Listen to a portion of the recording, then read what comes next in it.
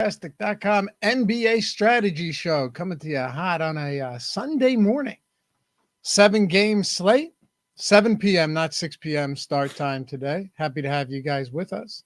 Dave Loughran, Josh Engleman, breaking it all down. Josh handling producer duties today.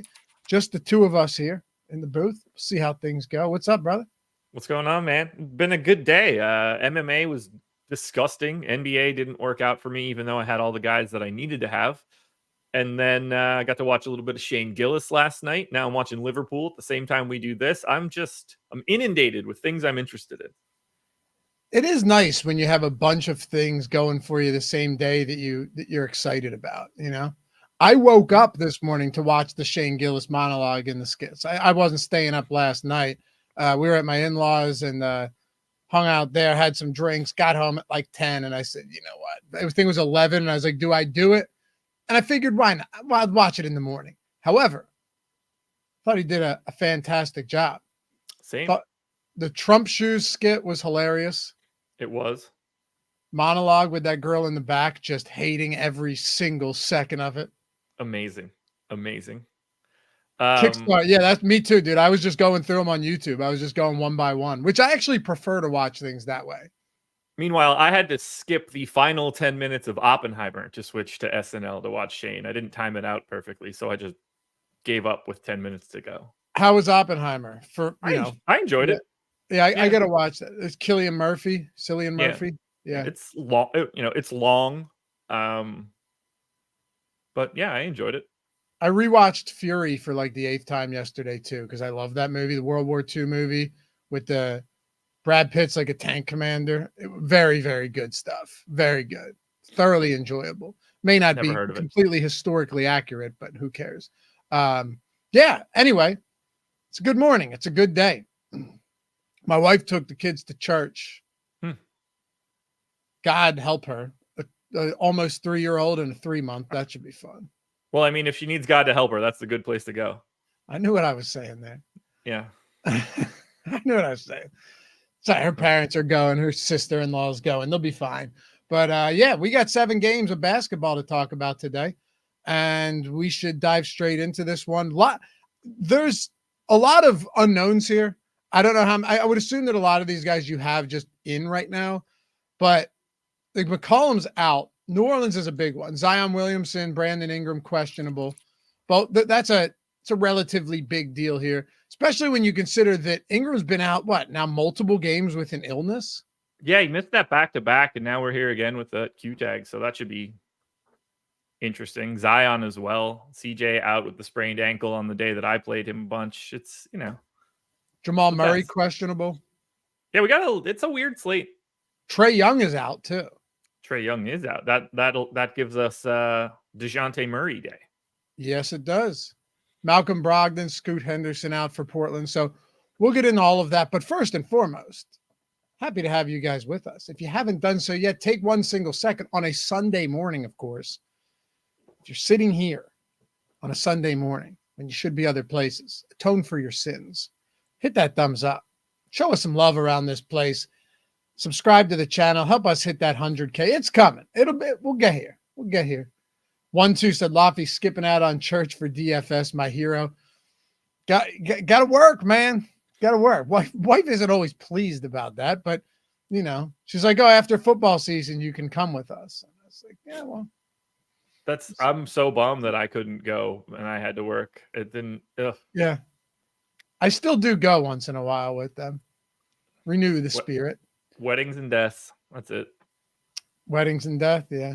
Which are, comparable things either way. Church weddings are tough.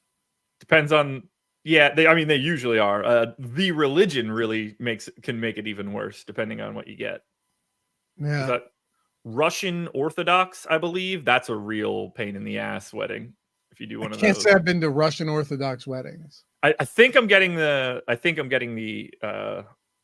group right, but I went to one of those. God, it was probably like 23, 24, and the groomsman or your best man has to they walk around the entire church to like different stations, and he has to hold a crown above the groom's head, like the whole time while they walk around. Really? It's awful. Yeah.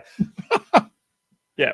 I saw this in a church that had like no air conditioning, heat of summer, like everybody's just baking and sweating, and he had to walk around just holding a crown holding a crown above his head. And when this wasn't like a 5-minute endeavor. This was like a half hour. Yeah. Well, some of the Catholic ceremonies can get very lengthy. You do a lot of sitting in those situations, which aren't so bad. This was like everybody's standing, and they're walking around to like every main station. Everyone in attendance has to stand? Yeah. Oh, see that? Like if the Catholic ceremonies aren't bad because you're sitting and, they can get lengthy. They're just boring. Yeah, but you're sitting, it's fine. But essentially it's a church. What it is a church service. It really is. You're usually probably going to look at an hour and it's going to have the similar beats to a standard Catholic service. Right, which isn't that bad. Matthew Weinrich said, can Josh cross the threshold of a church? I mean... Well, you think he'd just go up and smoke? To be fair, I had a lot of those questions early in life, but I'm confirmed and stuff. They hooked me early. What's your confirmation name? Julius. Is it really? Yeah. Josh Julius Engleman? Yeah. What's your middle name? Harold. Joshua. What comes first, the middle name or the confirmation name? The confirmation name doesn't come at all, as far as I'm concerned. Joshua Harold Julius Engleman. That's intense, dude. Yeah. I was down to 2 choices for picking them because obviously I treated it like a farce. Do you pick your own? Because I was raised Episcopalian, which is like a lazy man's Catholicism. Yes, you were able to pick your own. So I was going to choose between Julius, and I don't know why I chose what I chose. Well, I might have a reason, but I was down to Julius, which I took. The other one is Hilarious. And I mean that sincerely. There is a Saint Hilarious, and I didn't take it.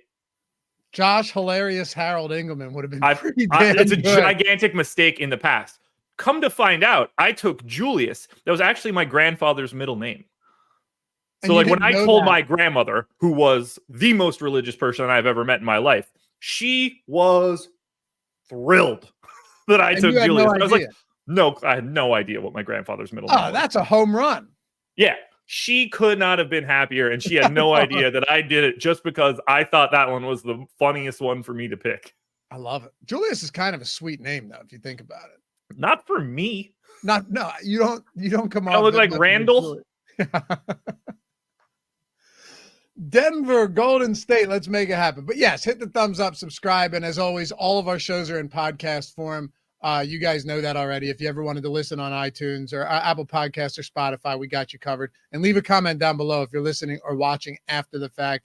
Nice, mean, indifferent, whatever it may be, we'll take a gander. Denver, Golden State. Jamal Murray, KCP questionable. I would assume that they play in this game. Yeah. I don't know where you're at here, but the way I see it is like, all right, so Jamal Murray missed last game, but it was the second of a back-to-back on the road in Portland, like a pretty easy spot, right? So to me, that feels like more of a maintenance day than anything else. And, this is their 1-point favorites against a Golden State team that looks like a good team again, and 230.5 total. So I'm just going into this one with the assumption that we're not going to be getting any significant value from like a Jamal Murray absence or any significant bumps from him being out. Yeah, and I'm on the same page as you. I have these guys in. And Denver just really doesn't look that good, which honestly kind of surprised me a little bit. I figured we'd have enough value for it to pop a little bit more, but 7% ownership right now projected to Nikola Jokic. That's the highest mark of anybody on Denver. He's only 9% optimal, which, is obviously still good, but I basically don't have these guys. And as I see it, only Jokic and Murray are really on the table. No one else, whether that's Gordon, MPJ, KCP, whoever else you want to pick for Denver, no one else has an optimal rate north of 2%. So they're like basically impossible to talk about other than Murray and Jokic. And I don't think that there's a lot of analysis to be given to tell you guys like you should play Nikola Jokic. That's obvious stuff, but I don't know, somewhere in like that 8 to 10% optimal / owned range is what you're going to get out of Jokic. 11.6. He looks fantastic. 1.75 DraftKings points per minute over the last 30 days. I have no problems here, but there are just better spots across the board. Just looking at the rest of the slate too, you have SGA, just from a pricing perspective, SGA at 10.6, Sabonis at 10.1. I'm not talking even positional eligibility here, but like as far as the higher price guys go, Wembanyama on DraftKings is up to $9,600. Curry on the other side, $9,500. And then it drops a bit. There's no LaMelo Ball. There's no Trae Young. So, yeah, kind of interesting. On FanDuel, Jokic is 12.1. Did you see Wembanyama's price on FanDuel? 11.6. He's 11.6, dude. It's Jokic at 12.1, Wemby at 11.6, SGA at 11.4, Sabonis at 10.7, and then it drops down $1,000 to $9,700 De'Aaron Fox. You can't even, like, I know it sounds insane. You can't play Wemby at that price tag. He doesn't play enough minutes.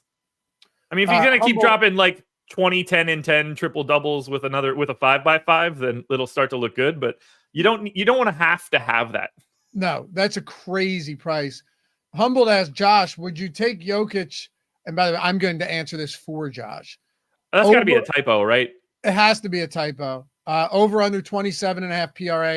It's got to be 47.5. Yeah, if that's out there, you take everything you own and put it on Jokic over 27.5 PRA. Oh, dude, I would sell organs, my house, my Everything. wife, my dog. Yeah, it was anything I could do to acquire the money to take the over there. Yeah, and then he'd get ejected. But yeah. Muhammad said those blocks and steals bonuses on FanDuel, that's why. About Wemby. I mean, like, yes, but no.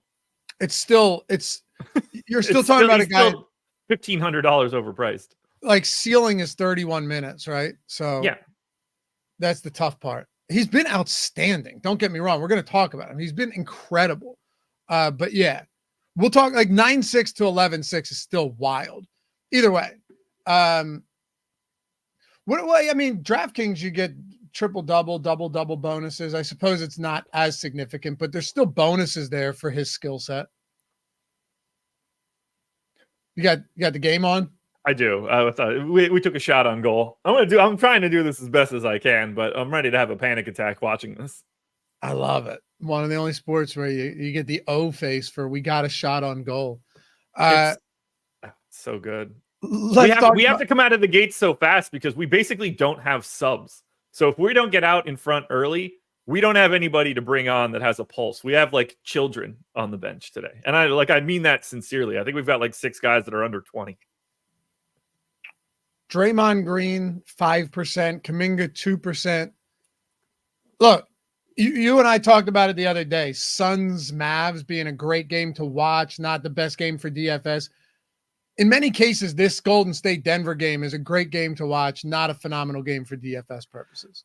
Yeah, basically everything I said about Denver is the same situation here for Golden State. Highest owned guy is Draymond at 5.5. Highest optimal is Draymond at 6.8. Everybody else is, lower single digits below both of those numbers, which is kind of crazy. I got to 2 shares of Andrew Wiggins. It's just randomness, basically. Wiggins, Podziemski, Green, Kuminga, Steph. They're the guys you can roster today. But we are going to talk about much better spots. And this is a terrible spot for Golden State. Denver's 26th in pace. This is just a slow team. And it's not like they have a bad defense either, especially when they're at full strength. As much as I would like to get to something here, and I'm intrigued by this game, like Golden State's certainly been playing better as of late. I don't know how you go here with any sort of volume on a DFS side. By the way, speaking of just like good games to watch, if you guys aren't hanging out with us on Playback we've been having a blast. I didn't jump on the first day with you guys, but I jumped on, I think, for 2 hours on Friday with you and Greg. We had a blast, man. We went till 10 o'clock. We did 2.5 hours after Live Before Live. Yeah, we went till 10, and we would have actually gone longer, but somehow the stream got cut. I don't know.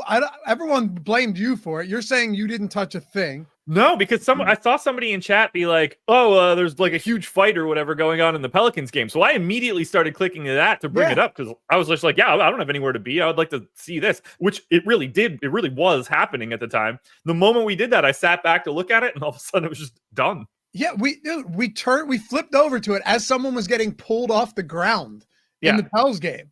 And I'm like, okay, this is a great way to end this stream tonight because I was going after that anyway. Yeah. And then it just disappeared. Disappeared. I was not happy. We had like 600 people hanging out with us, just watching basketball, flipping around game to game. We can give out VIP passes too. So even if you don't have league pass, we can hook you up, toggle it on through your account. And now you can watch all of the games with us. It's really fun, man. We sweat bets, sweat prize picks, cards or lineups, all of that stuff. Giving out, dude, Greg and I both gave out a couple live bets that both hit. The Miami win, LA Clippers covered. We hit them both at halftime, Josh, and they ended up covering. So yeah, Ben's lacrosse bet won. You weren't, I don't think you were there for Ben. I love when he does that lacrosse stuff. He called me one day. He's like, I'm trying to middle this, but I need someone to do it with me. I remember that day. He's like, can you get down 1,000 on this college lacrosse championship? And I'm like, sure, dude. Yeah. Whatever you need. It was on a total. Yeah. So that was fun. And he had like a pretty good range too. What's that? He had a pretty good range too, if I remember correctly. Like his middle was like 5 or 6 goals. Well, it was, I think, 6 goals. Yeah. It was something nuts. Something really outrageous. It's funny you remember because it was on a total. It wasn't on the spread. Yeah. No, I remember the gig. Yeah. But anyway, links in the description and you'll see it right there. Playback. If you haven't signed up, I promise you, like if you guys, I'm not saying you have to do it every night, but if you're sitting around watching basketball, come hang with us. It's a ton of fun and you can adjust the volume on us or on the broadcast, however you want to do it. I think my favorite part compared to, I'm not even trying to sell anything here because I just have fun doing it. But my favorite part with having chat with us, YouTube, there's a delay. There's no delay on Playback. So like we say something and you guys hear it as we're saying it. It just makes it so much better. We went through all the hiccups of trying to do it where we're syncing up our streams together so that you and I could watch it. And it was just absolutely miserable. And then chat's just like, oh, did you see that 3? It's like, no, we're 47 seconds behind you. And it would take us 40 minutes just to sync it up too. And now like you see somebody dunk and like I go, oh, and chat's already goes, oh yeah. It's really cool. So come hang out. Plus we're giving away Sims subscriptions. Yeah. Just to get this thing fired up, lineup generator subscriptions, odd shopper subscriptions. So definitely join us. Come say hi. I think you'll have a really fun time. We do. All right. So OKC, there's some, I say this on a lot of shows because some people probably wonder like, oh, why don't you spend as much time on this game? Certain spots just don't warrant the time and we'd be doing you guys a disservice. There are a few games here that are going to really pop off the page. OKC and Houston, as good as SGA is, it's tough to prioritize him here. He's getting 5%. We're going to get to some of these other like upper mid-range and higher priced options that are pulling ownership, particularly on DraftKings for the right reason. I think it's tough to do that on DraftKings today. It really is. Like as I look at this OKC team right now, like there's not value's weird today. And that's really dictating what you can get to because you've got Jokic at 11.6, you've got Shea at 10.6. Only other guy north of 10K is Sabonis at 10.1. But we're not seeing any love for Jokic or Shea yet. That may change throughout the day.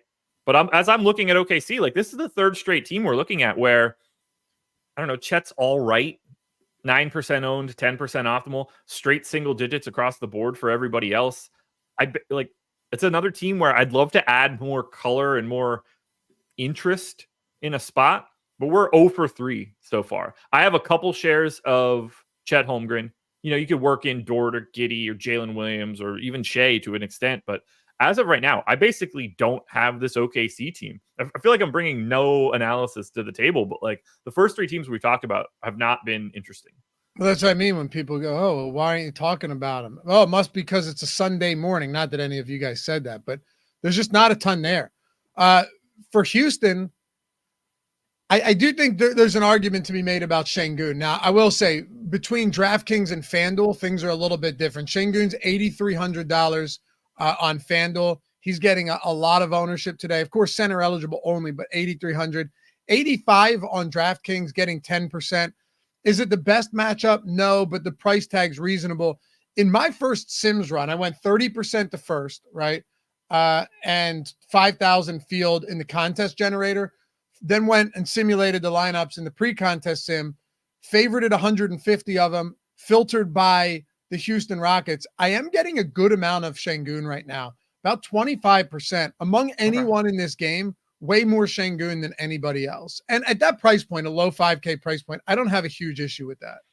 I wish I was getting a little bit more of him. I think the price is just sort of what's limiting me here a bit. Although I have him projected very well, I'm still light. He is the only guy to get to double-digit optimal and ownership for Houston. It's single-digit ownership across the board. We do have some positive leverage on Cam Whitmore and Fred VanVleet, but this is another it's not a good matchup. OKC is fantastic defensively. They're at full strength. Like none of that part of it is going to be good. Houston's pricing has all been either slightly inflated because VanVleet had been out or exactly where it should be. Jalen Green, someone whose minutes have been down quite a bit for the past couple games, like his price is already too problematic. Amin Thompson's price is already up from starting. He's playing more minutes, but there's not really a ton of value for me there. So as I look at it, it's kind of like Fred VanVleet looks good. Şengün looks good. I think you can talk yourself into a little Cam Whitmore, but it doesn't really feel super necessary. It's another spot where I don't really have a priority, but I do feel better about getting to Şengün. I just think 8,500 might be a little pricey. Yeah, and it's not really the best matchup either. So OKC defensively is a pretty good team. I think over the last month, they're top 5 in defensive rating, Josh. I have them 4th for the season. Right. Yeah. I'm saying they're just good always. They're good. Yeah. 4th on the season. Yeah. 111 defensive rating. Pretty good. It's not like they play at a crawling pace, but they're a really good team. They're fantastic. We saw them pull away from Washington the other night because I was sweating that SGA bet with you on Playback. And at one point, it was a 4-point game with like 2 minutes to go in the first. Then at halftime, it's 24. And then they're up by 40 in the blink of an eye. Like we flipped back to that game, and it was a 35-point game. They're just really, really good. I know Washington's bad. Don't get me wrong. But like OKC is legitimately a good team. So I love it. I can't wait to see what they look like over the next couple of years. Yeah. Yeah. Black, you don't have to sign up for an avatar. You just go to stochastic.com/avatar, download it, and then upload it wherever it is you play. Just like you would with any avatar. Just upload your avatar. Yeah, you're saving a JPEG to your computer and loading that up. That's all it is. Yeah, it's not like specially awarded to you. You just stochastic.com/avatar. You'll find it right there. What's up? I know it wouldn't work the way that we would want it to, but we should, for when people make the Hall of Fame, we should have a Hall of Fame avatar that they could switch to. So I've thought about that now. But obviously anybody can make whatever they want. So I've actually discussed this with people that I would love to do that. I was thinking the one way you could do it is like a custom stochastic avatar where you could put their username in it or something like that, which would be pretty sweet. It sounds insane, but you know what would solve all of this, Josh? Just having the NFT avatars. I mean, that would be perfect. It would. Now, obviously, can someone go in and take it? Yeah, but it would be cool to have the NFT version of a Hall of Fame. So if you hit 100K win or something, you'd have the diamond stochastic avatar in NFT form. It's a neat idea. I mean, I don't know if it's doable, but it was pretty cool. Be pretty cool.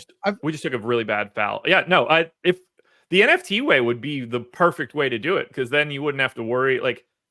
You'd be able to prove if anything was coming from us or not. Yeah, it'd be really cool. Yeah. It's just tough to do, who knows? Maybe we could. Maybe we get ourselves on the Ethereum blockchain and start minting some stochastic NFT. Cool. That would be really cool. I'm going to talk to some people about that. One of our starters is getting stretchered off right now, so fantastic. Well, that's not good. Anybody else from OKC or Houston? No, it's the standard stuff right now. I think Şengün is certainly the best option from Houston. I think VanVleet's a close second. If you're a believer in Cam Whitmore, go for it. His minutes are limited-ish. We're making subs. This sucks. But I like the most I have of anybody is 4% of VanVleet. This is 4 straight teams that we've talked about that are just not in my lineups. Did you see 1-2's comment in chat? I did. Alex Caruso against the Pels is getting some love today. They're 3.5-point road dogs against. Now, this could change. Zion's questionable. Ingram's missed back-to-back games. They were actually back-to-back games, so he had Saturday to hopefully get healthy. But CJ McCollum is already out. We saw him go down live on Playback on Friday night. It's a weird game. We'll talk about New Orleans, but first Chicago. Vooch. Also, do you think, I asked you this question on Friday, 2 of the last 6 games we've seen Drummond start, but that was against Cleveland's front court. That was against Minnesota's front court, right? So entirely different than what we see when the Bulls are going up against like a, Boston or Atlanta team. You have presumably Zion and Joval or something. Do you think this is a spot? I still think this is unlikely to be a spot where Drummond starts. Yeah, I wouldn't see it, especially if Zion's in. That's going to be dreadful for them if they try to go that direction. So I have it as, he'll play some minutes alongside Vooch, but nothing of substance. Unfortunately for us in this spot, though, Chicago starts to look decent. They have 5 guys at least 10% owned. Dosunmu and Caruso are both at 20, Vooch at 15. DeRozan and White are both at 10. I'm getting these guys now. 25% Caruso, 10 of Dosunmu, 10 of Kobe White, 18 of DeRozan. I'm a little bit under on Vooch, but this is the first spot that I think we're talking about a team that should be owned and is getting ownership. All of their optimal rates are really close to their ownership. So we're not talking about anybody with staggering negative leverage or anything like that. These are just guys that, they play their real players a lot of minutes, and the prices are good enough today that the Bulls are a way that you can really fill out a lineup. You're probably going to have a Bull in just about everything you build.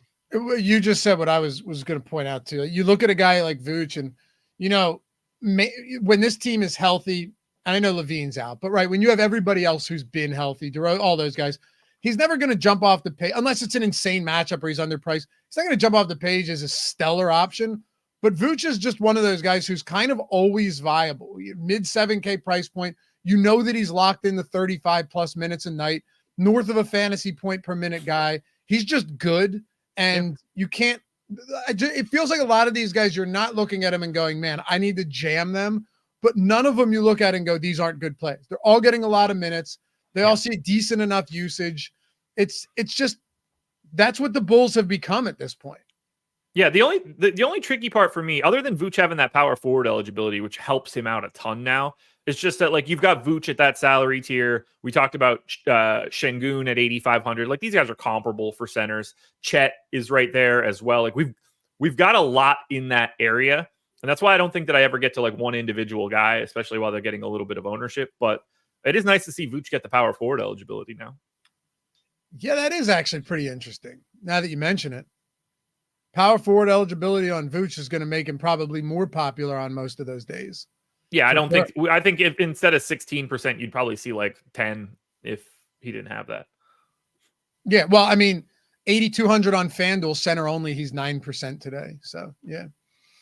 Free Copyright Music asked, do you guys stream live or do stream before lock? I'm new to DFS. Welcome, by the way, man. Welcome. You found your home. Or just a morning show. No, we have the morning show. We have the deeper dive. We have the live before lock. So we have a 2-hour block of shows going up. We basically don't stop. No. And then we have the show after that on Playback where we watch all of the games together and hang out and do some fun stuff. So we're going to call that live after lock, right? I guess we have to, right? Yeah. Yeah. So Tori Echo. Hey, super chat. Thank you, man. Hey, Josh and Lavi, caught the show on Friday before taking down a mini max. Hell yeah. Always appreciate the insights and banner from y'all, and happy Sunday. You too, dude. Congratulations. Love it. And thanks. Love it. Let's go to the other side. This one's a little bit more difficult just because we don't have as much insight into what this Pels team is going to look like. But if you were just to assume that Zion's in and that Ingram is in, because again, illness for Ingram, it's not, I don't know. It's an illness. He's been sick since Wednesday or Tuesday. Fella's got to get back. He'd be fine if he would have got the vaccine. Yeah, that's it. That's it. But still, if Zion and Ingram both play, you're still looking at a backcourt that is without CJ McCollum, and that's going to open things up significantly on a 7-gamer. Yeah, it's so we don't We left Jose Alvarado out of our projections and ownership with the assumption that he is not going to play tonight from getting suspended from the game that you and I were trying to watch, but ultimately got shut down on. I have him in, and he's going to be either the best or second best play on the slate if he's playing. If he's not playing, we just gave up a goal. Oh, Sterling too, former Liverpool player. Anyway, I think Alvarado is either the best or second best. Is he offsides? Must have been offsides. Dodged a bullet. I think he's the second best play on today's slate. I got him in for 4K. I went 29 minutes. I have him for 6.4x his salary. That's a value that we don't really have right now. He's like a 0.9 fantasy point per minute guy. Assuming he's out there getting a big chunk of time because CJ is gone. This one to me looks very easy. They're going to rule him onside, I have a feeling, which is also going to be awful. We need to get clarification on Alvarado. That's sort of the piece, because if he doesn't play, then you start looking at Jordan Hawkins at 4,200 in the same sort of light that I'm talking about for Alvarado. And you feel even a little bit better then, because then you also don't have Alvarado to steal those minutes. That's where it gets complicating. If everybody's in, it's mostly Alvarado, and I don't really care too much about the rest of the team. Feel free to play Brandon Ingram. Feel free to play Zion. Those guys are fine. Herb Jones at 5,200. Fine to me. But it's either Alvarado if he's in, or Jordan Hawkins if Alvarado is out, as overwhelmingly awesome plays. Like Trey Murphy's all right. He's pulling 14% ownership. Feels a little healthy. But again, I think we have him inflated too, because if we're also taking Alvarado out, we're giving more minutes to the rest of the guys that are playing in this game. So it's a bit of a melting pot that we don't really know yet. One more question what happened? They ruled the goal as no goal, offsides. Ooh, all right, there you go. Yeah, by the size of your dinger. Well, then it was a blatant offsides. You could barely see the gap between the lines. Blatant offsides. Let's just assume that Alvarado's in and gets steamed through the roof, which would presumably be the case from an ownership standpoint. I think he's 50% owned today. Do you think there'd be any pivots here as a result? Like any low owned, just leverage spots that you might look to get to? Yeah, I mean, Jordan Hawkins on his own team, they could. I'm talking about a little team, right? I'm talking. It would have to be Hawkins. Yeah. Yeah. Hawkins, I think, would be the guy that just sort of soaks up a little bit more playing time than we expect. Alvarado plays a little bit less than I would expect. And then all of a sudden, it's not like Hawkins is going to be exceptional in this scenario. He's like a 0.8 fantasy point per minute dude, but point guard, shooting guard, 4,200 on a day like today where you're he's not going to get blocked out by anything. Wouldn't be crazy at all to see him just become the dude, especially if the shot's falling. What about well, you know what? We're gonna have shows tonight. I was gonna ask you if guys like Zion and Ingram are out, but then it becomes the usual suspects here. And it's tough to break all of that down right now in the event that one of them or both of them are out. Right. That changes everything. Especially with CJ just 100% already out, you just start jamming all the guys that already play. Exactly. Yeah. And also New Orleans would look exponentially better as the more pieces fall off of the big three, they just look better and better and better. So yeah, the matchup sucks in that Chicago's the slowest team in the league, but when you start freeing up all those additional minutes at cheaper salaries, you can offset all of that. Yeah, it does. It stops mattering. Orlando and Atlanta, 226 total. Atlanta 1 point home dogs. I guess we can talk about, I guess we can talk about Orlando first. I have no idea what's up with Fultz because it's the second of a back-to-back, but he didn't play yesterday anyway.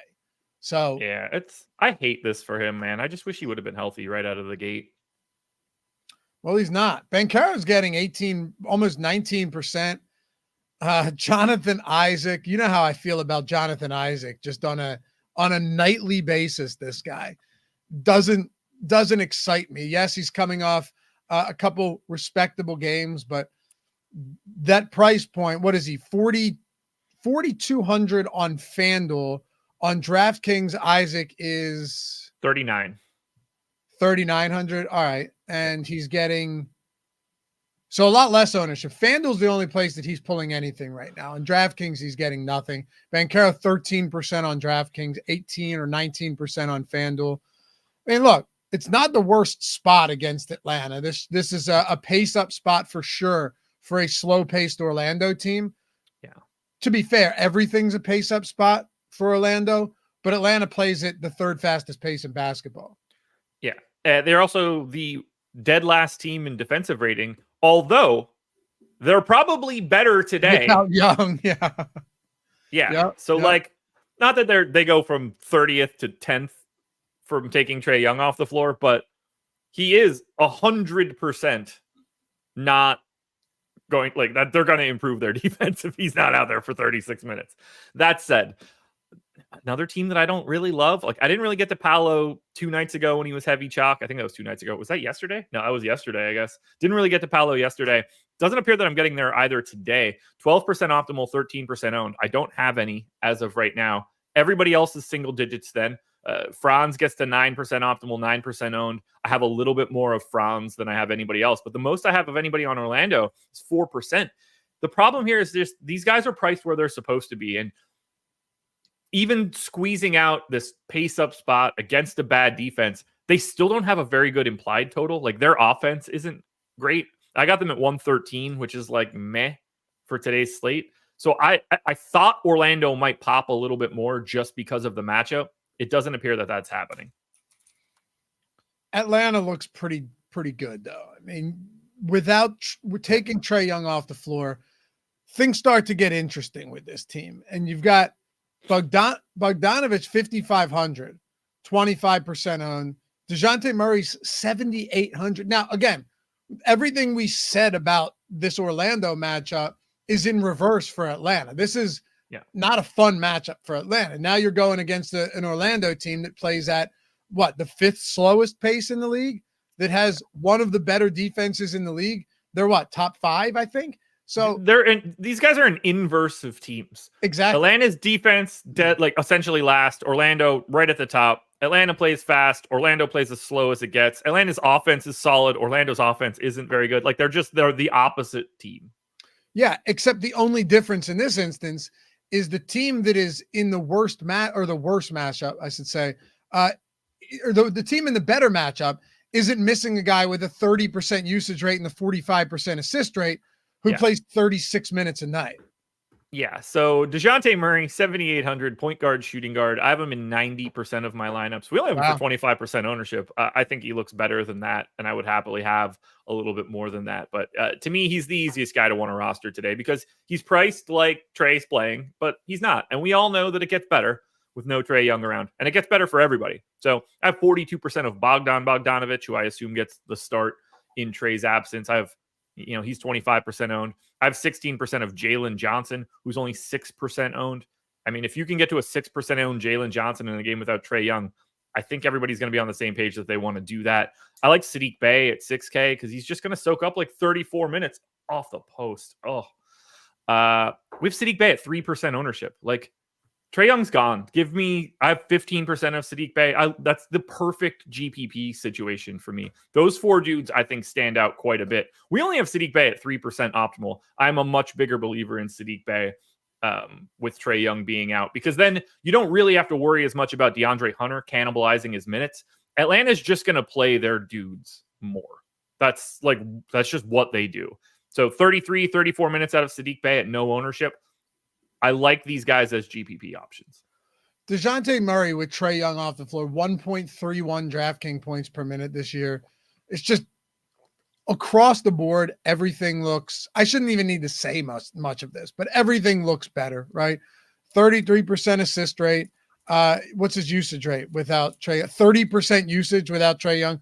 If put it this way, Josh, if Trae Young, just to point to why you have 90% right now, not saying that's where you end, but if Trae Young wasn't on this team and it was just DeJounte Murray, he's a $9,000. There's no way he's close to 7,800. That's the way you have to look at this. The price point is far off from where it should be, particularly on DraftKings. 7,800.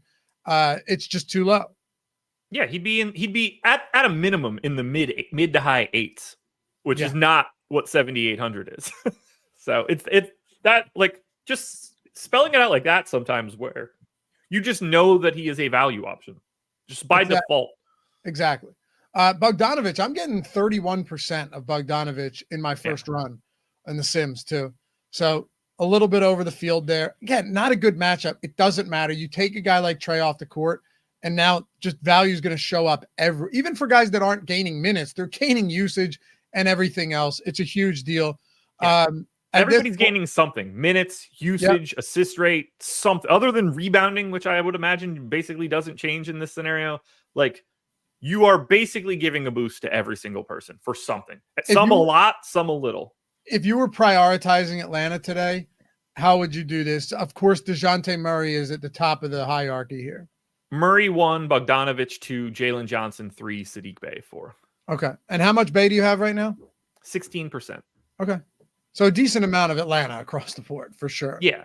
Based on the ownership, Jalen Johnson and Bey are like some of my favorite GPP ownership pivots. Murray and Bogdanovich are just fantastic plays. Spurs and Jazz.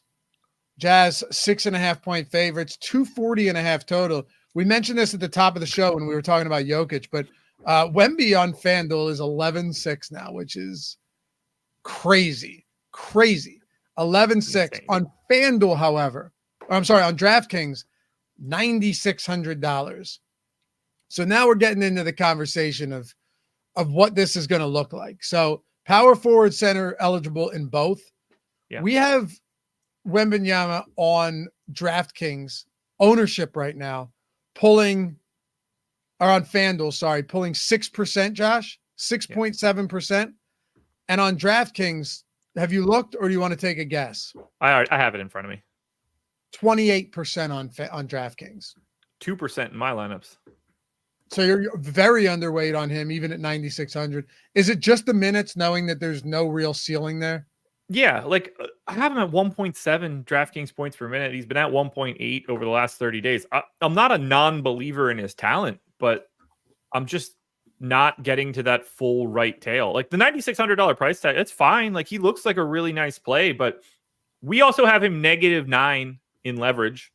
I think that stands out a lot and is kind of pointing you to the reason why something like this is happening. And keep in mind, like, we have him with that negative leverage, and we don't have Alvarado or Jordan Hawkins as like good plays right now. That would be another value play that could make Wemby look better. And like, I just like, I don't see it. To me, is he the best play on San Antonio? Probably. Yeah. I mean, Jeremy Sohan has a slightly higher optimal rate than he does, if we want to like talk about that. I have 36% of Jeremy Sohan. I have 42% of Keldon Johnson, which is interesting at 5,100. He's also 18% optimal. There's a lot of good pieces here, Bradley. God. A lot of good pieces here. But I think if Victor Wembanyama is in 28% of lineups, that's too much for today. Mike Gray said, no ceiling, ? Dude has 80-point ceiling. Or I didn't say no ceiling. I said the minute ceiling. Is capped. His minutes are capped at 31. Yeah. Look, he and Jokic are very comparable per minute dudes. Jokic in a matchup against the Warriors is probably going to play 35 minutes, maybe 36 minutes, somewhere in that neighborhood. Wemby is going to be 4 or 5 minutes behind Jokic. Even if you just want to say it's 4, that's 7 full fantasy points. Like, that gap starts to become problematic. I will say though, let's be clear, he's 19% optimal. It's still good. It's just too much ownership. Okay, that's all I was going to say. Is he's still? I mean, this is a good spot. It's a 240.5 total. I mean, 240.5 is tied for the highest on this slate by a wide margin. Next closest is like 233. And like, playing the Jazz is good across the board. Yeah, terrible defense. We talked about the Jazz being better at home. We talked about the Jazz being better at home, and then they just got smoked by Charlotte.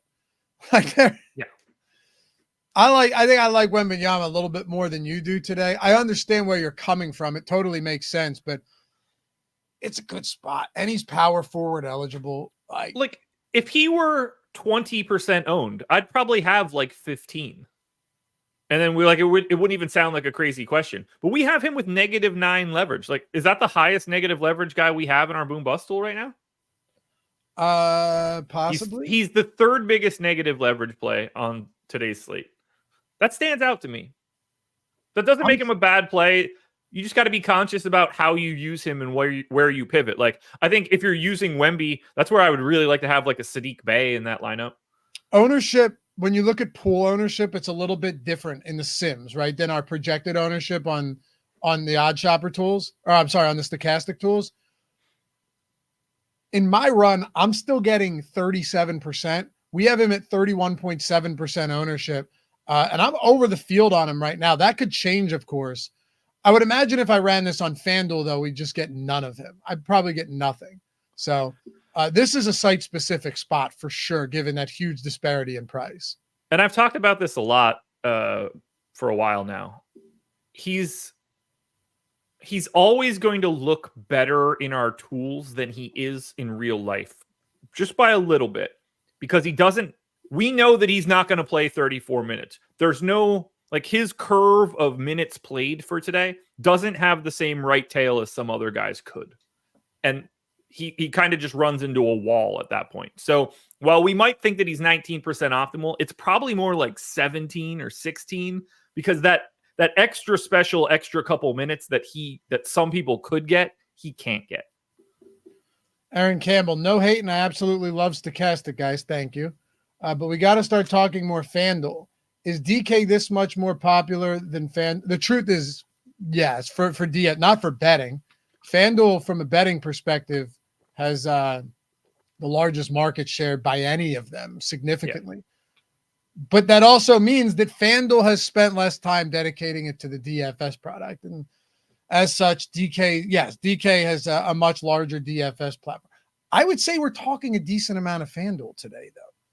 So, I mean, try to listen to it and think that there's nothing to do with DraftKings or FanDuel. That's the easier way, especially in the morning. Like, talking injuries, looking at, the way. Look, man, when there's big discrepancies on FanDuel, we're always going to mention it. Like, this Wembanyama price point is something you have to point out, But otherwise, the intricacies of Devin Vassell being 6,800 versus 7,400, we'd be here for 5 days if we. That's what I was going to say. It's like two different shows. So yeah.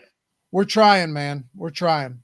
Anyway, the Sims loves the Spurs right now. I'll finish with that before we go to Utah. Loves the Spurs. Yeah. And I do get it. None of them are crazy priced specifically on DraftKings. And Josh, it's just a really good matchup in a high total game. That's what it comes down to.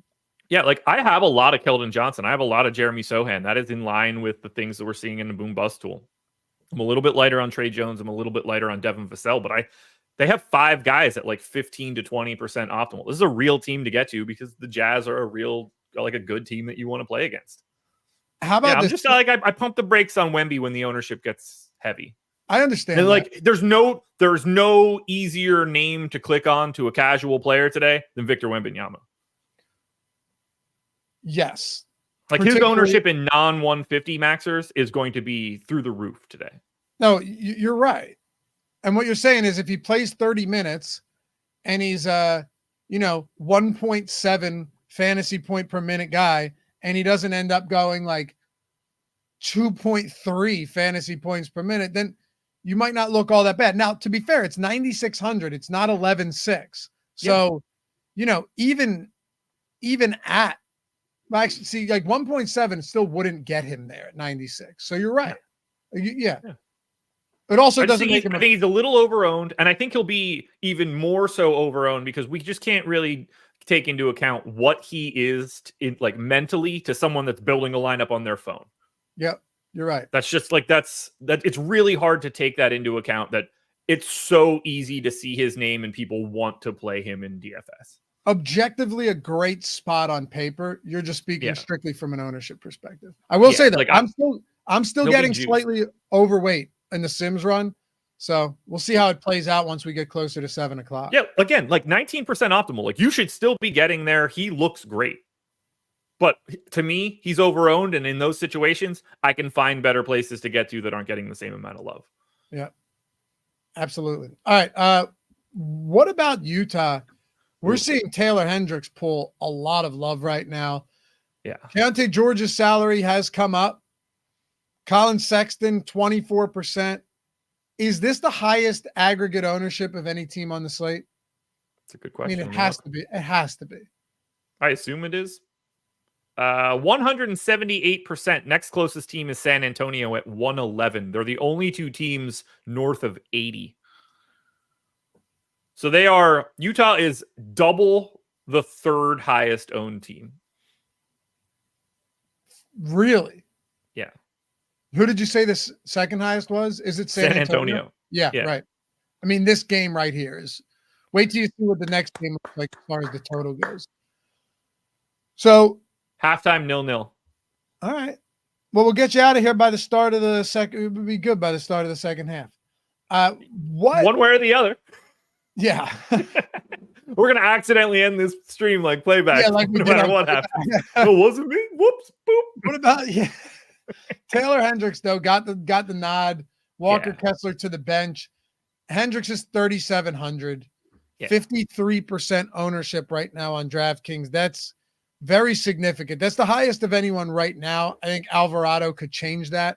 But $4,300 power forward on FanDuel, 56%. So yeah, on both of these sites, he is the highest owned projected player right now at almost 11 Eastern.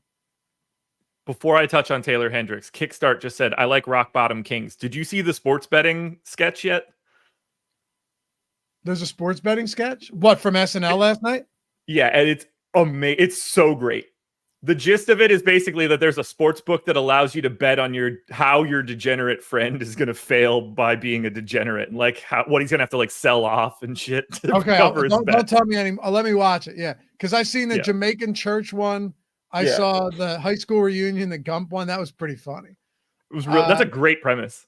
The Trump shoes one, I think, was so good. The way they did that was pretty smart, because I was like, wait, are they not going to turn him into Trump after he shot? And then he turned. That was funny as shit. Mama's in heaven. Oh. Yeah. There were some good ones. The sex doll one was whatever. It was fine, not great. But like so far, the sports betting one is going to be like the most popular thing in our industry for years. Okay, I'm gonna watch it. I'll let you know after the show. I'll check it out. Taylor Hendricks stepping into the starting lineup now. He was their first round pick this past year. They want to get him more minutes as a stretch four. He's 3,700 starting, playing power forward. 53% owned. He's in 56% of my lineups. We have him 35% optimal. Just kind of really difficult to get away from. They did finally bump up Keontae George's price to 5,300. That's still probably not enough. He's 22% optimal, 39% owned, getting to a lot of Utah as well. But I'm also getting to a bunch of Jordan Clarkson, who's 15% optimal, 15% owned. I'm getting to a lot of Lauri Markkanen, 30% for him. He's 12% owned. He's also an interesting GPP play every night for me. Colin Sexton's 25% owned. John Collins is 20% owned. Chris Dunn is 10% owned. There's lots to like here. They have 6 guys north of 10% optimal. But as I look at it, I have 4 guys that stand out to me. In order, Taylor Hendricks, Keontae George, Jordan Clarkson, and Lauri Markkanen. Where'd you get that chi, Danny? Yeah. This is the game that's going to be the most popular, hands down. Yeah. You always kind of come in on Markkanen as a guy that you like him generally more when he's lower owned. We get that a lot. Like it's just a GPP pivot. He's very popular today. As a matter of fact, the 3 highest owned players on the slate, FanDuel speaking, are Utah. 4 of the top 5 are the Utah Jazz. And then if you look on the DraftKings side, very similar. Hendricks, George, number 1 and number 2 in ownership today. But then number 3 and 4 are both San Antonio players. And then you get into some Atlanta. So just the top 7 overall, Josh, are all from just 3 different teams. You just have to get to a bunch of Utah. I mean, San Antonio's defense is bad. They play at a really fast pace. There's just so many pieces here that you could like. Like if Colin Sexton's not your cup of tea, like Jordan Clarkson's sitting there right in the same spot, $700 cheaper, better positional eligibility. Like you just really can't get away from most of this. But Hendricks at 3,700 on DK, you can't. That's just perfect value. Portland hosting the Charlotte Hornets. Who's going to this game on a Sunday at 9:00? Yeah, you know what it Sunday is? at 6:00, but whatever. Just free tickets. Free. I wouldn't go if I lived in the apartment across the street. I don't think I would either. This is a dreadful basketball game. I will say though, I'm getting a decent amount of Portland right now. I'm not getting a decent amount of Charlotte, who is optimal single digit ownership across the board. I have the most Charlotte I have currently is 1% Trey Mann. That is 8% Trey Mann, and then I don't have anything else. Yeah, that's it. And by the way, guys, any tools you want to look at, check out, link in the description and in chat, whether it's the lineup generator or it is the contest simulator, contest generator. Look, here's the thing. This tool, I'm not going to pull screenshots up because Josh is producing, but we've seen it. They're flowing in throughout the NBA season. A lot of wins, 6-figure wins, but also people using, I've been super happy to see people using Sims in the mini max too, not just, in the lineup generator, perfect for the mini max, for the 4-point play and those type of things. You go into the 4-point play and it's like every night you just scroll top 50, you're seeing stochastic avatars everywhere in there. It's been a wonderful thing to see. It's not just the big fadeaway or like the 555 or the 88, the box out and that stuff. So really cool to see that you can use these for any contest you want. You want to try a week or a month. Obviously, you can do just NBA or all access. All access, you get a huge discount in perpetuity, meaning every single month that discount applies to you if you rock the stochastic avatar. But even if you just want to do NBA, even if you just want to try the lineup generator, I think you guys will love these tools. And you'll see that immediately they're just building better lineups than you're going to build by hand. And that's no insult to anybody. It's just DFS has become a lot tougher than it once was. Humboldt said all DFS is playing the lottery. It's still fun. If you have money and tools, you're good. No tools, you're bad. Yeah, I mean, the tools are going to help you. And, we just added the all access lineup generator too. I should have mentioned that. Yeah. For the large majority of people, I think it's the best thing we offer. Yeah. But again, there's a million different. Check it out in the description. See which ones you like. And if you don't, that's cool. Come back to it when you're ready. But if you guys are looking to, kind of refine your game and take it to another level, use these tools. We got you covered. And yeah, they're the best in the game right now, hands down. No doubt about it. And the late swap tool is just massive. Like you go in, all this news breaks. Before this tool, like you would have been able to do it on Cruncher. But with this, you literally just put your lineup file in and hit optimize or hit run, and it optimizes all of them with the top ROI swaps. It's huge difference. So yeah, it's pretty cool. Anyway, check it out. Links down there if you want to get in. If you ever have questions, my DMs are open. Greg did some great tutorials for the Sims as well, and late swap and all that stuff. So you won't be going in like feet to the fire. You'll be going in knowing what you're doing and understanding how to use it. Plus, it's a simple tool. Tommy Stokey, the guy that heads up all of our written stuff, won 113K a few weeks ago in the NFL. And he's like, I literally clicked 3 buttons. So it's doable. It's out there, man. Anyway, we don't need to talk about Charlotte, right? Is there anything we need to get into? No, I don't have it. All single digits across the board. They look a lot like the beginning of this show. Portland slightly different. Yeah, 214 total in this game. Portland, neither team has a particularly nice looking implied total, but Brogdon's out, Scoot Henderson's out. Yeah, I'm currently getting ownership to a decent amount of these guys, like I mentioned. So Portland, while they're not good, while this is a super low total game, Charlotte's terrible defensively, and there's some injuries to Portland today. Yeah, so we've got 3 guys that are north of 10% optimal, north of 10% ownership. I have 30 plus of all 3 guys. That's going to be Anthony Simons, 7,600 point guard, shooting guard, 20% owned. He's in 35% of my lineups. DeAndre Ayton, 6,900, 12% owned. This is why I'm not getting to all those other guys that we talked about. I have 44% of Ayton right now. So good today. So good. And then Jeremy Grant, 7K, small forward, power forward, playing 36 minutes a night. He's 12% owned. They don't have many other people that can do the things that he and Simons and Ayton do. So he's in 32% of my lineups. I love getting to those 3 guys from Portland. Now you can squeeze in a little bit of Chris Murray. You could squeeze in a little bit of Delano Banton. That's fine. I think those 3 guys legitimately stand out. I'm also getting almost 40% Ayton right now. Yeah. It's also just a phenomenal matchup against Charlotte. Yeah, well, like everybody has the play Charlotte or play bigs against Charlotte narrative for however long that's been. Ayton's still overall like a 1.1, 1.2 fantasy point per minute guy. 6,900. The price tag is great. Like every bit of this is a fantastic spot for Ayton. But the minutes too. It's not a guy that plays Yusuf Nurkic minutes. Like no, he's going to play 32.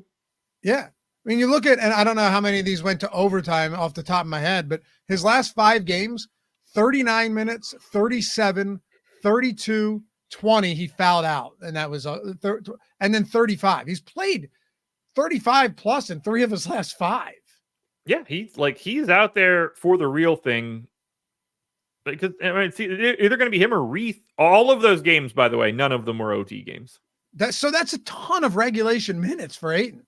And the great thing is that they are such a bad team in general that this game could stay close. You're not going into this worrying about them blowing out the Hornets at home. No, it's a 3-point line. Like anything can happen here. They're both equally so bad that all bets are off. But yeah, you should be expecting all of the starters to play like real starter minutes. Yeah, anything can happen. What I'm saying is you're not going into this like it's the OKC Washington game from the other day. No, you are not. Yeah. So, a lot of Simon. How much Simons did you say again? I have 27 right now. 34. Okay. Not bad. Sacramento, LA Clippers, 240.5 total. 2 highest total games later in the night. Clippers 6-point favorites. Norman Powell's questionable. Aside from that, though, not really any significant injury news to speak of for either side.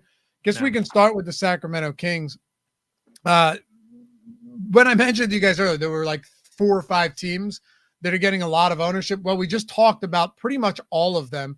Yeah. Sabonis 15%, Fox 12%, Malik Monk 11%, Keegan Murray 10%.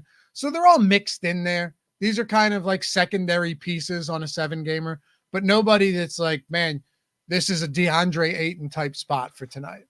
No, they're all like 10% optimal, 10% owned dudes. And that's how I have it. Like I'm dead neutral on Fox. Sabonis looks totally reasonable at 10-1.